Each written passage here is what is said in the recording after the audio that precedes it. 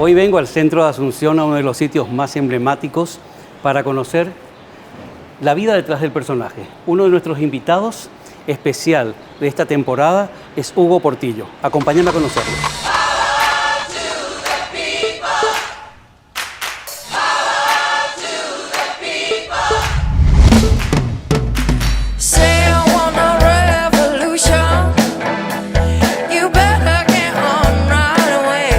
Esta noche en Únicos hablamos con Hugo Portillo, economista recibido con honores, pero antes de adelantarnos, repasemos un poco la vida de Hugo. Nos cuenta que a la edad de 8 años sus padres se separan y él tuvo que asumir el rol de hombre de la casa y de forma muy humilde abren con su mamá un almacén y él se encarga del negocio. A los 15 años trabaja como picador de pared en obras civiles.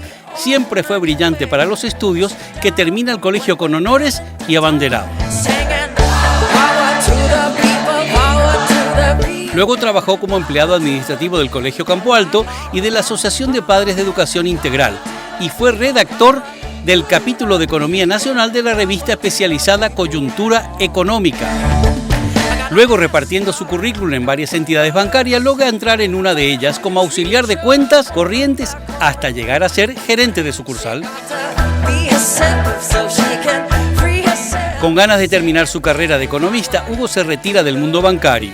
Una vez recibido con honores en la Universidad Nacional de Asunción, logra entrar en otro banco y en un lapso de 7 años pasa de ser ejecutivo de cuentas a ser presidente del directorio y gerente general. Trabajo que le dio una satisfacción y un logro personal y profesional. Esta noche acompáñame a conocer un poco más a Hugo Portillo.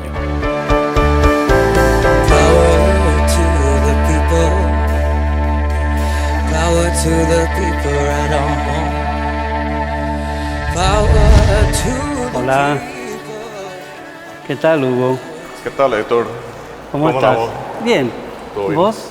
Bien, tranquilo, acá, en pleno ajetreo. ¿En tu casa o qué? No, no es tu casa. No. Es simplemente un lugar acogedor. Vos sabés que últimamente hablo mucho de lo que hay detrás de las líneas, de los titulares, inclusive de las redes sociales, y tenía muchas ganas de conocerte, porque a veces jugamos muy fácil a lo mejor por unas líneas, unos tweets, y no sabemos quién está detrás realmente, cómo es la persona. O sea que suele ocurrir eso, pero es bueno tratar de ver la persona y el contexto en el cual se dan las ideas y los pensamientos. Sí, porque viste que estamos en este mundo tan convulsionado y estamos en esta época de elecciones y no es todo lo que parece. Así mismo es. No es todo lo que parece, siempre tiene que haber una ley de causa y efecto, a veces vienen las cosas de un origen. Entonces, de eso se trata justamente el programa, dice la vida detrás del personaje. ¿Vos te consideras un personaje famoso, conocido? Todos somos personajes en la vida, de una u otra manera. ¿Vos te marcaste un tipo de meta especial en tu vida a nivel personal y político que estás viviendo ahora o todavía no llegó? Genérico, sí. Tratar de siempre ser el mejor en lo que haga. Y específico en lo que me toca hacer.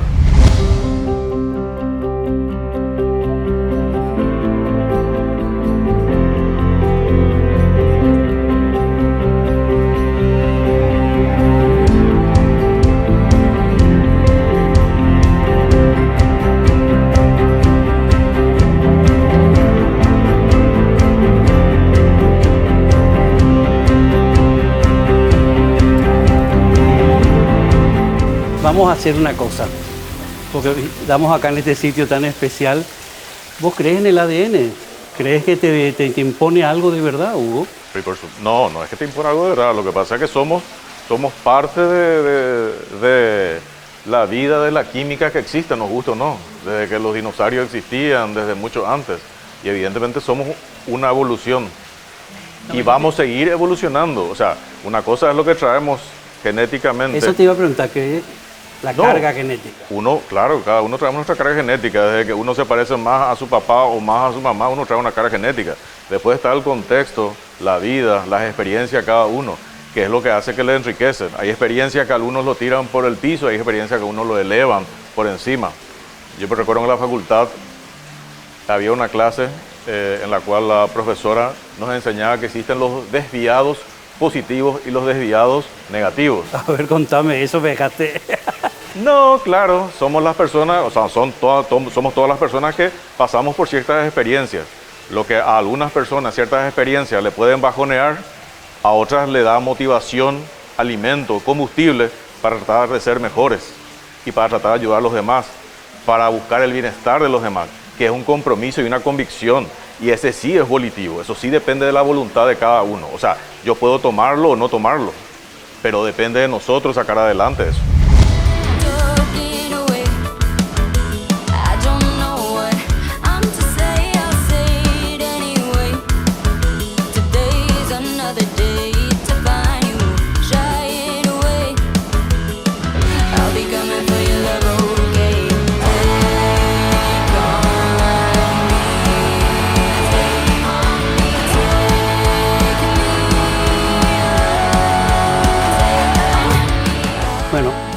Yo voy a insistir en una época que es todo política y vos ves que algunas de las reacciones o las contestaciones de algunos chicos, por eso es tan importante, y volvemos a lo mismo a la educación, tantas cosas escuchan, tantas veces se normalizan en casa ciertas situaciones que tienen que ver con un partido o con el otro. Las criaturas son esponja, Hugo, van absorbiendo toda esa información, e inclusive yo me encuentro casos que normalizan ciertas cosas que no puedo creer que lo tomen como normal porque es la vida cotidiana en este país. Yo creo que lo que tenemos que normalizar es la educación y la formación que cada uno tenemos que aspirar. Vos fíjate, yo soy el producto, mal o bien, de la educación pública paraguaya. O sea, yo los últimos 3 años de mi formación en el tema de secundario, que era el famoso tema cuarto, quinto y sexto curso, ¿te acordarás? Yo lo hice en un colegio público, ¿verdad? En el Instituto Paraguayo de Telecomunicaciones, donde salí con el título de bachiller y técnico en electrónica. Y es una oportunidad que me dio el Estado, es una oportunidad que nos dio la ciudadanía. Ciertamente en aquel momento se contaba, y creo que hasta ahora creo que se cuenta con el apoyo de la Siemens alemana y la JICA japonesa, que toda la vida le debemos lo que colaboraron con nosotros.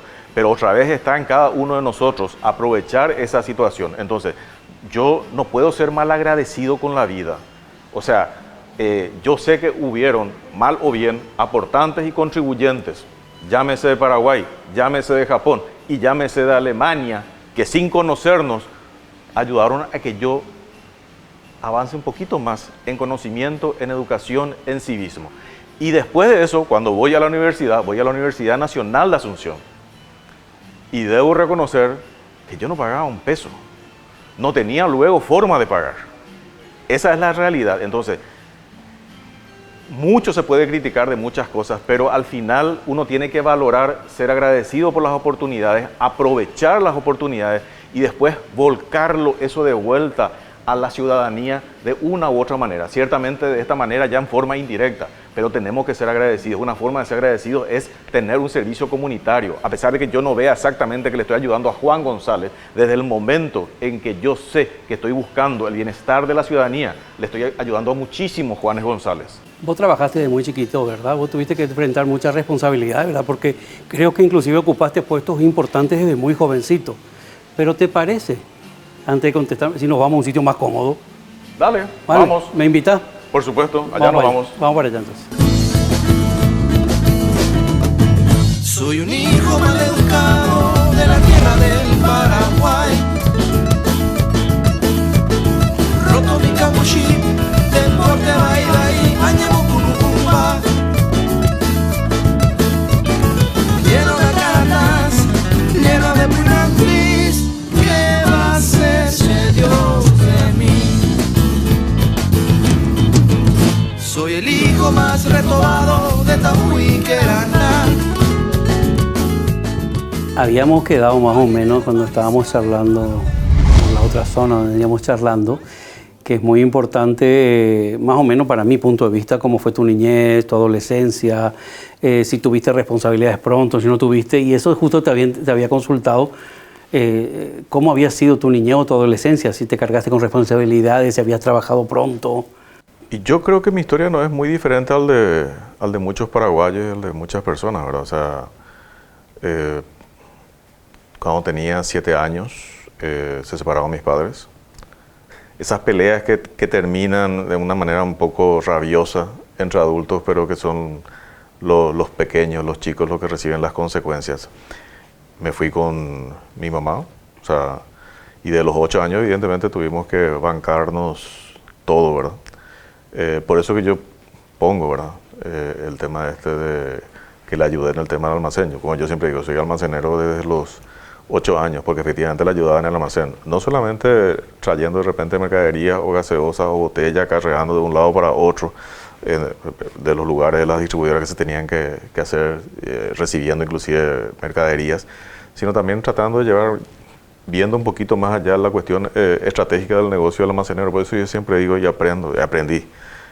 Ingreso y egreso. Hoy uno a veces menciona este tipo de historias y con todo este tema de los derechos humanos parece que es una cuestión de otro planeta y no es así. No es, la realidad es. Lo que pasa es que cuando falta pan en la mesa, uno tiene que hacer de todo y tiene que colaborar y tiene que poner su grano de arena.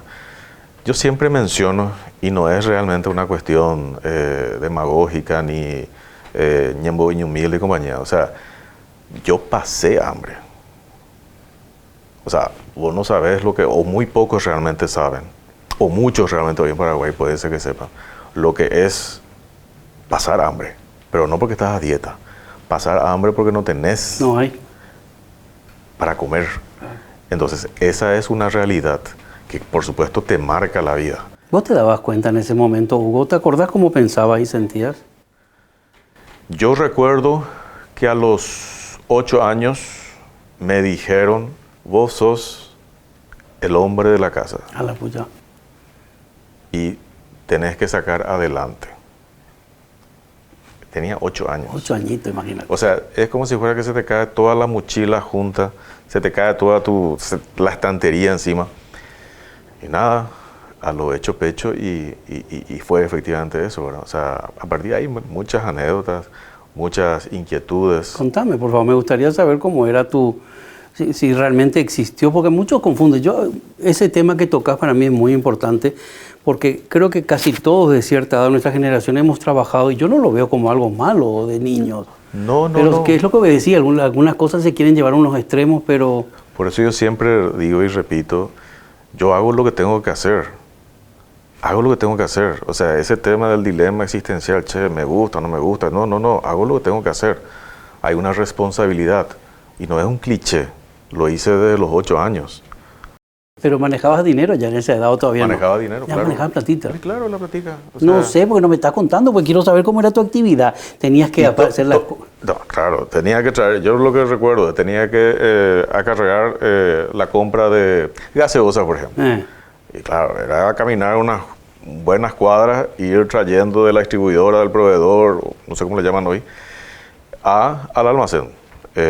Mi mamá se iba y hacía las compras del mercado. Después se tenía que recibir el tema de proveedores, qué sé yo, que los que venían y te hacían a la casa, digamos, al almacén, digamos, la provisión de mercaderías. Entonces, pero bueno, y ahí tenemos que no nos quedó otra que, bueno, hay que sacar adelante eso, pero esa es una parte nomás de la historia de una persona. Al margen de eso, tenía que seguir con mis estudios. Eso te iba a preguntarte, ¿no dejaste los estudios? No, yo no dejé los estudios, Sí, probablemente pasé una circunstancia que yo, digamos, no comparto. Si bien este tema de las familias, en el cual de repente no está la figura paterna y no sé qué cosa, y en el colegio de repente vos podías sentir ese tipo de... Hoy le llamarían bullying, que no es ningún tipo de bullying, o sea, uno lo tiene que asimilar las realidades y asumir en consecuencia. Y las excusas pues para mí no existen. Para mí las excusas son los argumentos de los derrotados. Eso no existe. Uno tiene que uno tiene que apuntar al resultado. A como dé el lugar tiene que obtener resultado. Y eso se obtiene solamente con esfuerzo, con sacrificio, con convicción, con ganas, con garra. No queda de otra manera. por eso yo siempre digo, si traspolamos hoy a la realidad que nos toca, yo nací, crecí y me malcrié, digamos, en Barrio Obrero. Barrio Obrero en aquel entonces, para que sepan, sería lo que hoy sería las villas en Argentina. Claro, porque creo que primero llegaba hasta Quinta, primero hasta Rodríguez de Francia, prácticamente de ahí no llegaba la ciudad, después era Quinta y después comenzaron a ampliarse las proyectadas, ¿verdad? Entonces, bueno, en aquel momento ese ya era el suburbio, digamos. Suburbio, era las villas de aquel entonces, ¿verdad? Y no pasa nada. O sea, yo recuerdo que nos habíamos mudado a una casa, 2 piecitas, el baño afuera. ¿Cómo quedó la familia? ¿Cuántos tenés hermanos? Tengo una hermana. Vale, o sea, eran 3 personas. Quedamos 3 personas, sí. Por eso quedé como el hombre de la casa. Un título que no lo puse yo, ¿verdad? Lo puso una persona. Me pusieron y me impusieron, ¿verdad? Ah, te impusieron. Y bueno, pero hay que hacerlo. Te tocó salir ahí y ya está. Y está, no pasa nada.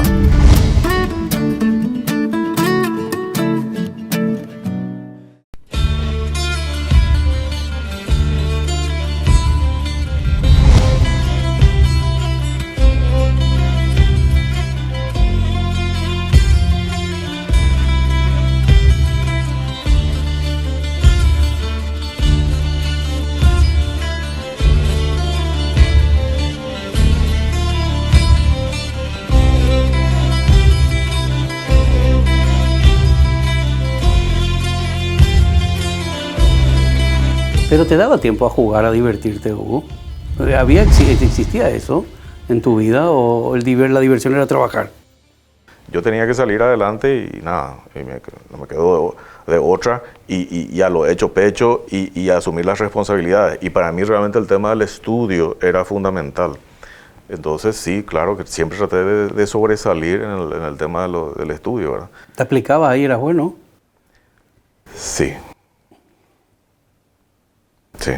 O sea, yo sabía lo básico en aquel momento. Tenía que estudiar, tenía que aprender, tenía que ser el mejor para prepararte para las oportunidades que te brinda la vida.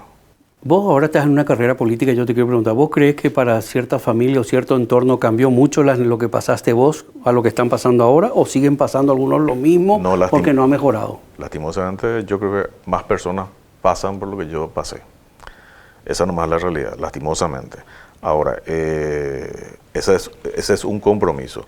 El segundo, yendo a lo que vos me estabas mencionando, sí, almacenero y después inclusive hasta a los 15 años, recuerdo inclusive que también para traer unos manguitos más a la casa, me dediqué a picar paredes en instalaciones eléctricas. El famoso tema de tener que picar paredes para poner la cañería, exactamente, de las conexiones eléctricas. Y después de eso fue que también después seguí la carrera de técnico en electrónica en el IPT que te había mencionado, ¿verdad? Esa es la realidad. Y bueno, son desafíos que uno va asumiendo, ¿verdad? Después eso se me presentó, trabajé en la parte administrativa de unos colegios, después... Pero Hugo, es interesante, perdón que te corte, porque normalmente a veces cuando hablas con gente que ha tenido que asumir responsabilidades muy jovencito, muchas veces han tenido que dejar de estudiar para tratar de sacar adelante a la familia.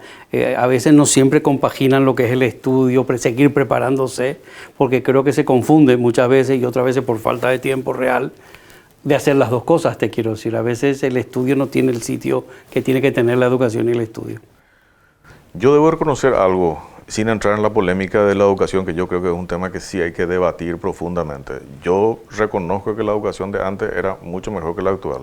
Probablemente no tendría la amplitud que tendría hoy, pero sobre lo básico se profundizaba bastante. Y que el lenguaje, números, matemáticas, etcétera, educación cívica, que es lo que te había mencionado, era lo básico, era el pilar fundamental.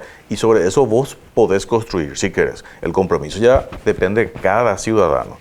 Entonces, sin descuidar el estudio, por supuesto, hice eso. Después, lo IPT realmente para mí fue muy competitivo, hay que reconocer, porque ahí teníamos que hacer un examen de ingreso, creo que entraban los 30 mejores puntajes, etc.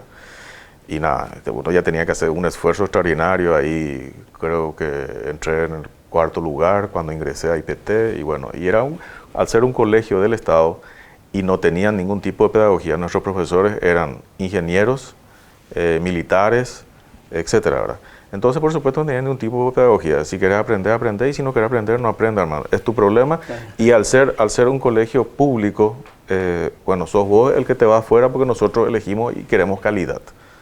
Ese básicamente era el mensaje que te brindaba. Y ahí me costó. Yo ya, si te iba a decir, te iba a mentir si digo que no me costó. Claro que me costó, porque quería ser el mejor. Y me costó muchísimo. Yo no iba a hacer esos bravucones que dicen, no, tranquilo, fui abanderado, o sea, así, de sobra. No, me costó sudor de verdad. Me costó sudor de verdad ser abanderado. O sea, por eso a veces yo levanto esa foto de la bandera y muchos no entienden, pero o sea, estar ahí, ser el número uno, competir dentro del compañerismo entre todos los que estábamos en el colegio, era complicado. Y sobre todo, yo creo que me ayudó. Entiendo que hoy probablemente no sería muy elegante dentro de nuestro tema curricular, el tema que no tenían pedagogía, porque realmente los profesores eran ingenieros y militares, como te dije. O sea, le interesaba tres cominos si vos absorbías o no. Era tu problema. Claro, si o sea, él te daba. Sí hay que reconocer que eran excelentes profesionales. Y eran excelentes conocedores de su materia, sí. Eso hay que dar. Ahora, a partir de ahí, ese tema, no, y hay que ver si captó y si no captó. No, hermano, ese es tu problema. Andá y quemá pestañas si no entendiste. Hasta que lo entiendas, pero ya es tu problema. Yo ya te enseñé. Y bueno, y lastimosamente es así nomás luego las cosas que se dan en la vida. Después de eso, como te dije, comencé a trabajar en el colegio, en la parte administrativa de un par de colegios. Después se me presentó el tema de... ¿Cuándo llegó tu tranquilidad económica? ¿En ese momento ya estabas tranquilo? No, no, todavía. ¿Todavía no? Estábamos a punto de llegar. No.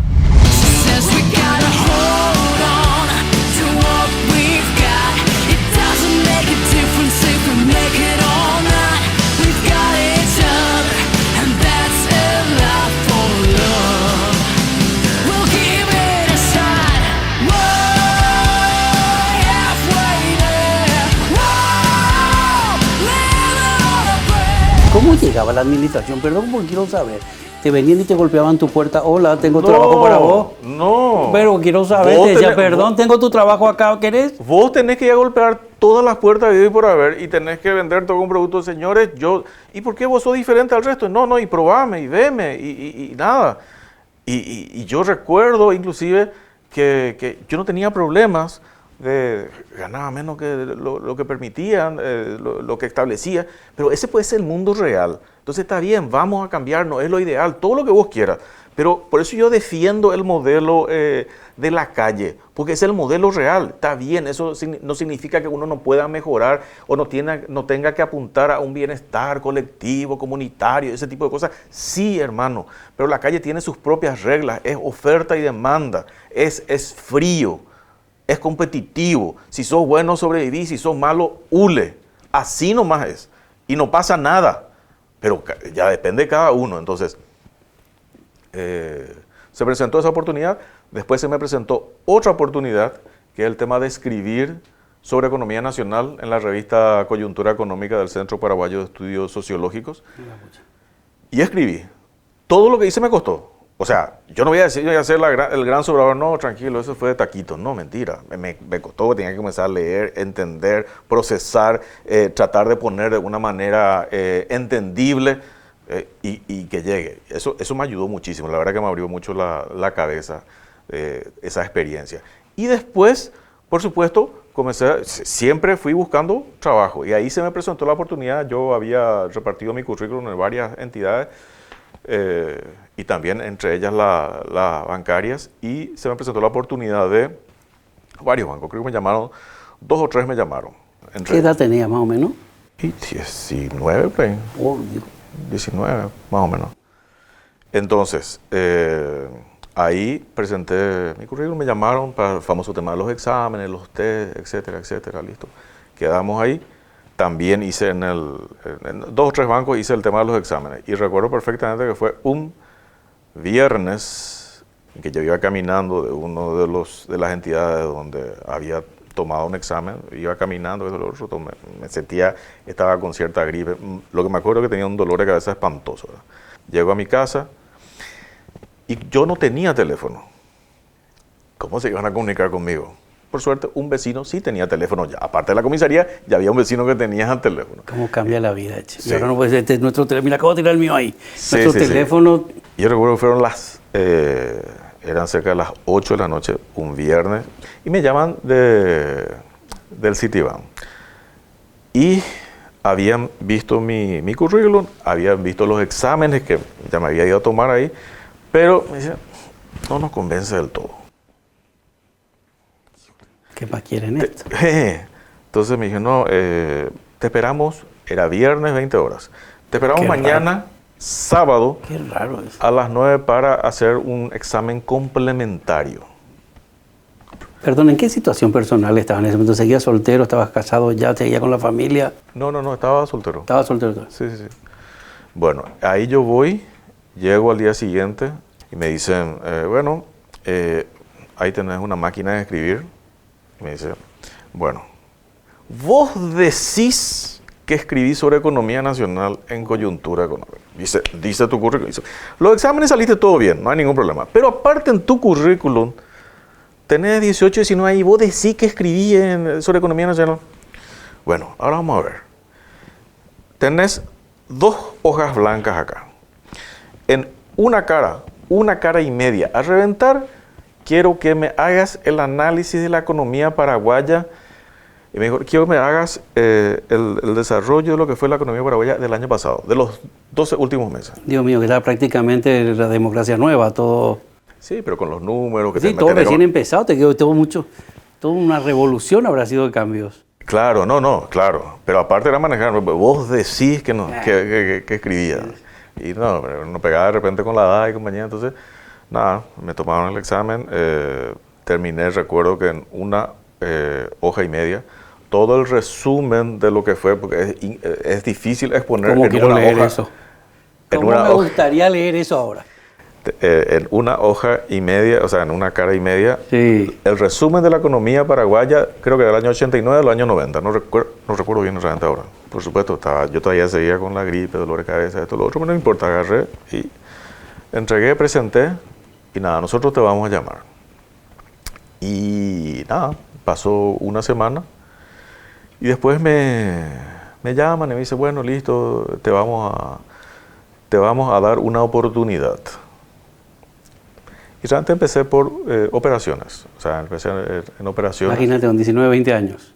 Sí, empecé en operaciones, o sea, detrás de la caja, esto, lo otro, tema de los números, procesamiento de cheque, antes se hacía todo manual.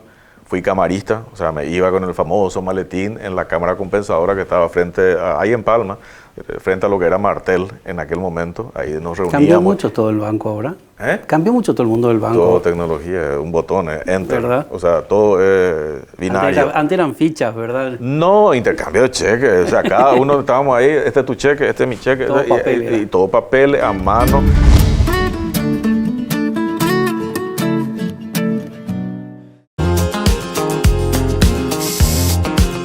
Well, you can tell by the way I use my walk, I'm a woman's man.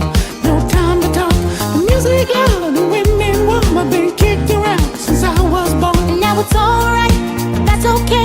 And you may look the other way, but we can try to understand the New York Times effect on man. Whether you're a brother or whether you're a mother, you're staying alive, staying alive. Feel the city breaking and everybody shaking, and we're staying alive, staying alive. Staying alive, staying alive. Staying alive.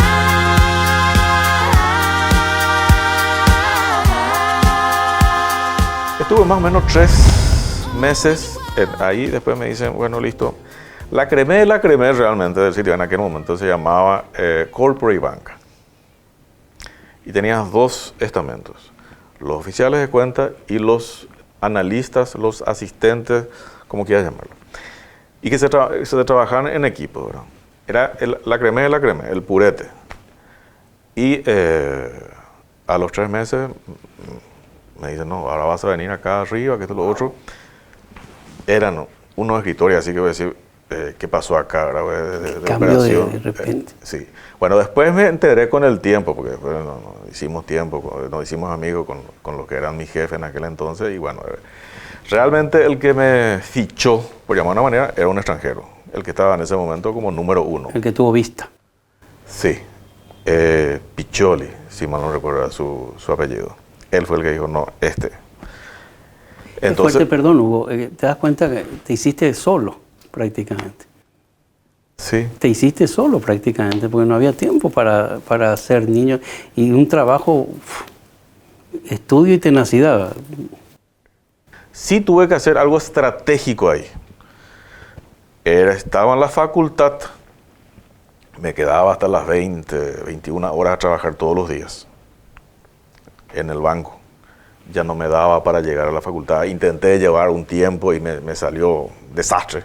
Entonces pues dije, no, voy a ser estratégico, voy a meterle todo lo que sea al banco, voy a aprender todo esto y bueno, y después continuaré mi estudio. Así pasaron más o menos 3 años, 3 años pasaron, y llega un momento en que tengo una reunión con mi jefe, que era el segundo en el mando, y le digo, quiero pedir algo. Le digo, mira, yo necesito continuar mis estudios. Perfecto, espectacular, es importante, pero ahora no te podemos dar tiempo. No, pues yo me quedo, vengo a las 7, 7 y media, 8, me quedo hasta las 9. Sí, no, ese no hay problema. Y es importante porque el banco te necesita. Ok, genial, pero necesito avanzar. Ahora no, porque justo vienen auditorías. Y bueno, fue ese mi tema y yo le hice una sola comparación. Le dije, espera un rato, vamos a hacer algún razonamiento básico. Digamos que en algún momento se te presenta una vacancia. Tenés 2 personas. Esta cumple exactamente mis mismas condiciones, tenacidad, inteligencia, estudio, esto, lo otro, lo que vos quieras. Pero una tiene cartón y la otra no tiene el cartón, el diploma de la facultad, el título. ¿A quién lo vas a elegir? Al que tiene título. ¿Me estás respondiendo? Me estás limitando entonces. Sí, y nada, yo recuerdo que ahí me hicieron una contrapropuesta. ¿Y te fuiste? Te duplicamos el salario. Te aumentamos al siguiente nivel, que no sé si era ya, no sé, era sugerente o gerente, te aumentamos al siguiente nivel, que esto lo otro, pero no queremos. Yo le dije, yo no estoy haciendo una estrategia de negociación, realmente yo necesito formarme. El tiempo que yo estuve acá es un tiempo que yo no le dediqué a mi estudio y necesito ese cartón. Tal es así que esa tarde me retiré. Le dije, con las disculpas del caso, y presenté mi renuncia. Claro ya. Presenté mi renuncia. Pero no tenía, cuando esta historia a veces cuento, me dice, pero vos estás loco, saliste del Citibank, no tenía nada, no tenía opción, no tenía... Y voy a empezar de cero. Vamos a hacer lo siguiente, vamos a tomar un poquito de agua y vamos a cambiar un poquito de sitio, vamos a tomar un café abajo y vamos a seguir charlando y hablar un poquito ya, porque estás en una candidatura, estás con ganas de hacer cosas y si te parece vamos a tomar un poquito de agua, cargamos energía y vamos a tomar un café. Vamos. Sin problema. Here come Johnny singing oldies, goldies. Babalula, baby, what I say. Here come Johnny singing, I got a woman down in the town, let's try and make it pay. He got the action, he got the motion. Oh yeah, the boy can play. Dedication, devotion, turning on the nighttime into the day. He do the song about a sweet long woman. He do the song about a night. He do the walk. Bueno, ¿me vas a invitar a un café o qué? Por supuesto, claro. ¿Sí? Claro que sí. Hola. Ramón, ¿puede ser un par de cafés? Sí, señor. ¿Qué tal, Ramón? Bueno, todo es una experiencia el banco y encima luego continuaste en el mundo de la banca, ¿verdad? Claro, o sea, realmente yo llegué a Citibank después de lo que te mencioné de analista de créditos de Corporate Bank. Pasé como gerente de sucursal de mini branch y fui el gerente más joven a nivel mundial. 21 años tenía cuando eso. Imagínate. Hace bastante tiempo. Hey, muchas gracias. Gracias, Ramón. Gracias. Gracias, Ramón. Gracias. Y en ese momento fue que tuve la conversación con mi jefe directo, que era el segundo en mando, y bueno, necesitaba el cartón, necesitaba el título universitario para seguir desarrollándome, porque uno va teniendo... Gracias. Muchas gracias. Vas planificando tu vida en función de desafíos y en función de etapas. Bueno, después de eso salí, realmente no tenía nada, pero sí sabía que tenía que seguir estudiando. Hice un par de asesorías, etcétera, y después, bueno, comencé de vuelta a buscar trabajo y laburo. Y esa es la situación. Y comenzaste de cero en otro banco y tirar para adelante. Pero quiero saber, perdón, porque me intriga. Se tejió una cuestión que tiene que ver, o sea, cómo tan joven pude haber escrito en una revista de artículo de economía. De Economía Nacional. Cómo fui el analista de crédito de Corporate Bank más joven y cómo fui el gerente de sucursal más joven del Citibank. Entonces yo dije, bueno, listo, fue fortuito, fue una cuestión circunstancial de la vida, que esto, lo otro. Y me puse una meta, o sea, y es cierto, después que salí, hice un par de asesorías y después dije, no, yo necesito probarme a mí mismo que no fue un accidente de la vida, por llamarlo de una manera. Y nada, repartí de vuelta mi currículum, pero no puse la experiencia del Citibank. Wow. Claro, y ahí es donde termino. Ese valiente, ¿eh? Claro, ahí es donde termino en Banco de Mambay. Y realmente, para que veas que es así, yo empecé de 0-0. Ellos no sabían nada. Claro, empecé de vuelta como auxiliar, empecé como... Arrancar de cero tu vida, otra vez sí, laboral. Sí. Auxiliar, asistente comercial, oficial de cuenta, team leader, subgerente comercial, gerente de recuperaciones, gerente general, director, presidente. Eso me llevó 7 años. A los 31 años fui el presidente del banco y yo lo tomé realmente como un desafío profesional dentro de lo que es mi carrera. Igual jovencísimo. Claro, porque uno se va poniendo etapas y metas, o sea, timing en cada cosa. En cada puesto yo me ponía un timing. Tanto tiempo tengo que estar acá y tengo que ascender, tengo que crecer. Más o menos la misma historia de los militares, ¿verdad? Y todo eso que me estás contando construye un poquito lo que vos estás queriendo hacer ahora, ¿verdad? Un proyecto político en el que estás metido de lleno. Claro. Te digo tú, porque estoy conociendo un poquito más tu forma de ser, tu forma de enfocar. Claro, el tema político / mediático se da como consecuencia de que yo quiero sumar o incidir / incidir en las políticas públicas de mi país.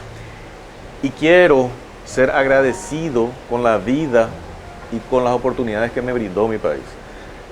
Lo que te conté, el tema del estudio, sí, que lo hice de técnico en electrónica, en IPT, con la asistencia de la JICA o la Siemens, el tema de la Universidad Nacional de Asunción. Yo soy bien agradecido de la vida y tengo que agradecerlo eso retribuyéndole de una manera. ¿Cómo es? Buscando el bienestar de la sociedad, pero no como un discurso vacío. La vez pasada justamente me estaban preguntando qué es lo que hoy me estresa, y me estresan los políticos, pero no me estresa solamente a mí, le estresa a la ciudadanía, le estresa al país. Son 33 años de post-dictadura que no logramos consolidar nuestra democracia. Al contrario, entonces, a los que tuvimos la oportunidad, porque hay que agradecer todo en la vida, es una oportunidad de vivir en un modelo dictatorial y después vivir en un modelo post-dictatorial. Lo digo como experiencia, no como que esté bien, simplemente es un hecho objetivo, no un hecho valorativo. Entonces, tenemos que aprender de los errores y perfeccionar los siguientes pasos que damos, y planificar nuestra vida, y planificar el ser recíproco con nuestros compatriotas. Cierto, hay que tener, igual que el auto, un feroz ventanal para mirar adelante y mirar el futuro, pero también hay que tener un espejo chiquitito que es el retrovisor para ver tu pasado y no cometer los errores que se cometieron.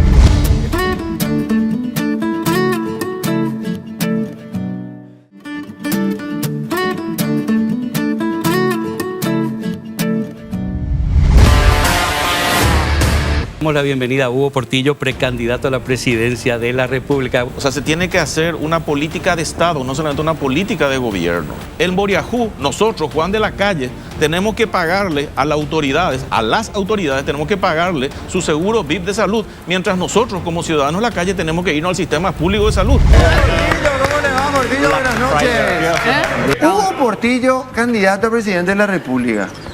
Nosotros ya pasamos de ser una democracia frágil a ser un Estado híbrido. O sea, ya ni siquiera somos una democracia. La ciudadanía tiene que ser más partícipe y activa en las cuestiones de las políticas públicas de nuestro país. Por eso yo siempre cuando hablo del tema del proyecto político Portillo, yo digo, no es una cuestión electoral nomás, porque yo veo las políticas públicas en un conjunto. Dentro de lo que son políticas públicas, el tema electoral, el trajín electoral, de las cuestiones, de las leyes, de las disposiciones, de los movimientos, de los partidos, que al final terminan siendo plataformas políticas de lanzamiento de candidaturas personales, está todo muy bien, pero es el 10% o menos de las políticas públicas que deben interesarnos como compromiso para el país. Y tenemos hoy historias muy ricas en Estados Unidos, en Alemania, en Francia, en Inglaterra, de modelos que han evolucionado. Y dentro de eso, como lo que se busca es el resultado, nadie tiene la fórmula mágica del resultado. Por eso después, y sin entrar en cuestiones ideológicas, ni de un lado ni de otro, por eso están las ideologías de izquierda, de derecha, etcétera, porque no hay una fórmula perfecta de llegar al resultado. Y por eso existen el movimiento pendular que ocurre normalmente en las sociedades, y sobre todo en las sociedades más avanzadas, donde saben inclusive cómo ir moldeando la realidad del país en función del resultado. Y yo tengo siempre dos ejemplos bien concretos, el tema de Estados Unidos y el tema de Inglaterra, el famoso tema de republicanos versus demócratas o conservadores versus laboristas, etcétera, que está bien, son dos modelos probablemente diferentes, pero que tienen un tema en común: buscar lo mejor para el país. Hugo, si vos tuvieras que definirte, ¿tenés una definición para vos como persona? Una persona que trata de crecer y trata de seguir aprendiendo en la vida. Yo a veces me autodefino como un aprendiz de la vida, porque, como te mencioné al comienzo, una persona que no aprende un día en su vida es un día que se vuelve más viejo. La vejez es solamente la falta de crecimiento en conocimientos. ¿Tenemos salvación entonces en Paraguay? ¿Qué opinás vos? Como sos muy analítico, muy técnico, muy... Yo creo que sí hay, pero es una responsabilidad de todos. Me dicen, pero sos como un loco en el desierto que se pasa gritando. Y sí, pero no queda de otra. O sea, ¿cuál es el antídoto? ¿Cuál es la forma para cambiar? Y es gastando saliva, es hablando, haciéndole entrar en razón a la gente, tratando de hacerle entrar y darle conciencia del valor de cada persona como tal y de nuestra exigencia que tenemos que exponer a nuestras autoridades, pero darnos valor. Pues yo siempre insisto en el tema del voto como tal. O sea, la importancia del voto en sí. La importancia del voto en sí es el día en el cual uno tiene que o castigarle a sus autoridades o premiarle a sus autoridades. ¿En función de qué? De la famosa R del resultado. No queda de otra manera. O sea, acá, y toqué varios ejemplos en algún momento, qué sé yo, cuando pasó el tema del incidente de Bill Clinton, que no estuvo bien. De hecho, cometió lo más grave que es para los anglosajones, que es mentir. Nosotros acá encima de mentir, y los políticos lo que menos hacen es mentir. Mentir es lo básico para lo más, ¿verdad? Pero Bill Clinton hizo lo peor que se puede hacer para la cultura anglosajona, que es mentir, perjurio, con el incidente del que tuvo con esta chica. Y no digo que esté bien también que lo hayan perdonado, pero la ciudadanía como no le dio mucho énfasis ni seguimiento a eso. ¿Por qué? Porque estaban en una bonanza económica. O sea, al final, ¿cuál es el concepto? Cuando la ciudadanía está bien, dejan que los políticos sigan su camino. Cuando la ciudadanía está pasando hambre, cuando la ciudadanía no tiene empleo, no tiene trabajo, no le queda otro que meterse. O sea, eso que yo estoy exponiendo de manera sencilla, los grandes países, los grandes imperios, acá Brasil, Estados Unidos, Europa, etc., saben eso. Ahora nosotros como país tenemos que saber que el espacio que dejamos en la política, porque no nos queremos meter, porque es sucia, porque es un fango, porque es un charco, bueno, ese espacio lo va a utilizar otra persona con menos buenas intenciones de lo que nosotros tenemos. Entonces, ese realmente es el compromiso. Yo creo que realmente eso es lo que tenemos que apuntalar. Y yo creo y confío en nuestro país en el sentido de que tenemos que autovalorarnos más, tenemos que tener mayor amor propio. El día que tengamos mayor amor propio, como nosotros, como cada uno de nosotros, como ciudadanos, como paraguayos, vamos a aprender a ser más patriotas. Si nosotros fuésemos patriotas, muchas cosas no hubiéramos dejado que ocurran. Me ha gustado charlar contigo. Muchas gracias. Y Héctor. tenés razón. Hay que ponerse más la bandera, pero como patriotas defendiéndolo de todo. Lo que pasa es que a veces somos muy egoístas. Son algunos muy egoístas y defienden lo suyo y no lo de todos. Va a depender, es un partido que se juega entre todos, no queda de otra manera. Y hay que exigir, así como de repente el público, porque el juego no es solamente un juego de fútbol, no es 11 contra 11, es 11 contra 11 más el público. El público te alienta, el público te abuchea, el público te hace sentir o su cariño o su malestar. Y eso también forma parte del juego. Bueno, muchas gracias, me ha gustado conocerte, vamos a brindar con un cafecito. Creo que es una linda charla y hace honor al programa, la vida detrás del personaje, conocerte un poco más y saber cómo pensás. Pero es muy corto. Habrá que hacer una segunda parte y una tercera, ¿verdad? Por supuesto. Pues Claro que nunca sí. se sabe. Claro.